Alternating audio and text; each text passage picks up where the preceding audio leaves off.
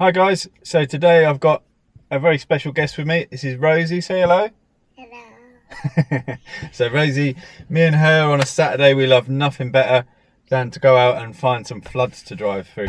The reason we're doing this, it's rained a lot certainly in Norfolk recently over the last few months. We get a lot of flooding here and there are often a lot of cars abandoned at the side of the road if it's really bad. So we're just going to look at a few things that might not be known to you if you haven't really done this on your driving lessons, etc. It's just something that you can have in your locker in case it happens to you. Should we go and find some floods, Rosie? Yeah. Yeah, buddy. So the first thing to always consider when you drive through floodwater is how deep is the road. If it's not a road that you know, look at whether it's coming up to the pavement, look at whether it's flooding from the banks, etc. If there's any doubt in your mind as to how deep that water is, then very simply don't drive through it. Find an alternative route. Daddy, will we come back home? Yeah, I reckon we will, darling. I'm excited. Me too. Yeah, I'm excited. Are we doing it in the car? We will do, darling. So if you drive through floodwater voluntarily and you do have problems with your car, your insurance company is unlikely to help you with any of the damages as you've made that decision to drive through the flood. So that's definitely one thing to consider. The general advice is if you would kind of wade through it with wellies, then yes, you can go. You shouldn't be going through water that is more than about 10 centimetres deep. You don't want it certainly coming more than halfway above your wheels, and that can be difficult to gauge, of course. Floodwater can hide very large potholes that could damage your car. It can hide all sorts of things that can cause punctures.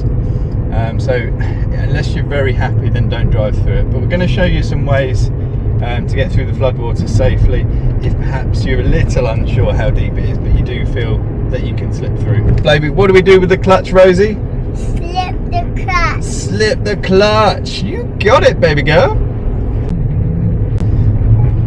So up ahead we've got a warning sign for a ford, so the high chances of being surface water, and there we go, there is some. So I'm pretty happy to go through this, but it looks pretty deep. Okay, so what I'm going to do is first gear, and I'm going to keep the car speed really slow, and to do that with high revs to keep the exhaust pumping out, I need to have high gas.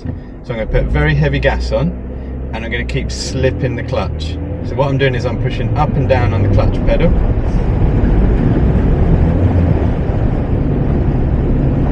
And what that's doing is it's keeping my engine speed high, but it kept the car speed very low. Okay. If I hadn't done that, that was pretty deep. There is a chance the car might not have made that. There's just a sign we've passed now saying try your brakes. Now no one's behind me, so all I'm going to do is accelerate reasonably sharply, and then I'm going to press the brakes quite hard a few times. And what that's doing is it's allowing the friction of and the heat is building up, allowing that that surface water to now dry off my brakes. Now if someone was behind me, that's obviously not very safe to do.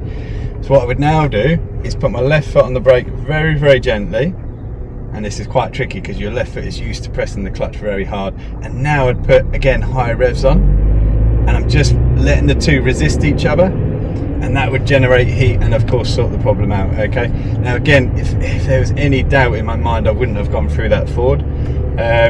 I've got my little precious cargo in the back, haven't I, Rosie?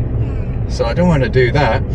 But that's the two things you're looking to achieve in a flood, is very low car speed, very high engine revs. Okay, so I kept the revs at least 3,000 there. Yes, darling. The flood was fun. Was it fun? It was a bit scary, if I'm honest. But Daddy, you've forgotten to say something. Oh, what do we need to do, Rosie? Slip the clutch. Slip the clutch. Yeah, baby girl. So by keeping your engine revs really high, I kept them at least 3,000 there, you're forcing the exhaust to constantly pump outwards. So if there's any water, it doesn't get sucked in. Definitely one of the worst things you can do in water like that is to press the clutch down, you know, come off the gas, press the clutch down, and just let the exhaust start sucking in. You also need to be aware of where your air intakes at the front are.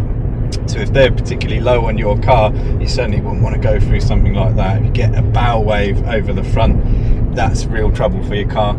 So by keeping the car speed slow, you're stopping the wave coming over your car, but by keeping the engine revs really high, bang, your exhaust is pumping out.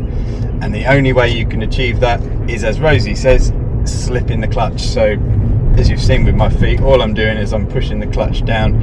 Every time I press the clutch down, I disconnect the engine from my wheels. So when I've now pressed the clutch and my engine is disconnected, I can literally rev the car as hard as I want and the car's speed will not be affected.